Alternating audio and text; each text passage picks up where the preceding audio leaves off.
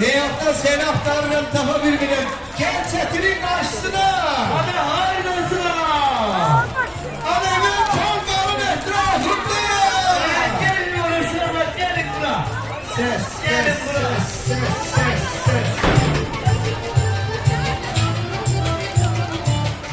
Yapma. Ey maşallah. Hadi sana herkese.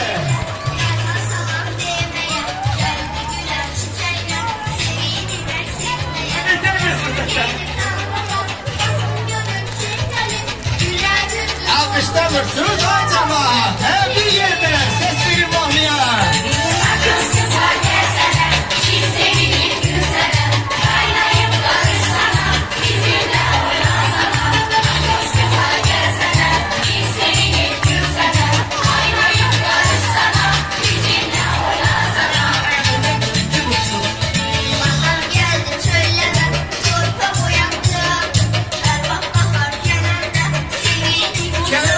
Kenara gidin orta bir daireli büyüde.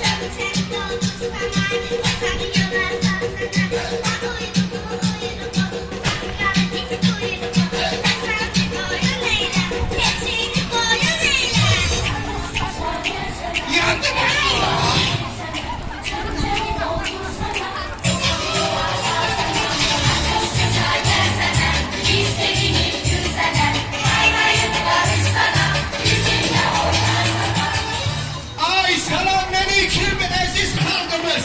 Dizi beni güzel illere çıkarsın. Hay Allah ben yandım öldüm burada. Beni bir kombi koşumlar beni. Ay cemaat. Beni deyin görün. Ben... Ay keçe. Sesini. Gitmene odaklanın. Ay keçe. Bunun bağrısına dediğim ben. Keçe.